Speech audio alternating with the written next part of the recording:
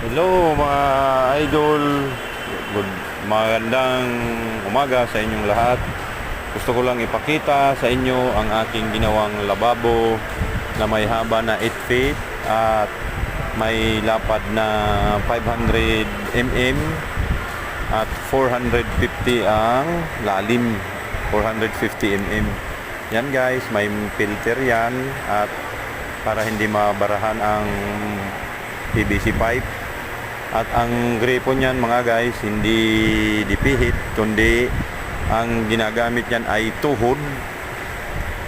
Ididiin mo yung tuhod at ipupush mo siya para lumabas sa gripo ang tubig. Ayan mga guys, maraming salamat sa inyong walang sawang panonood sa aking ina-upload na video, sa mga nagawa ko.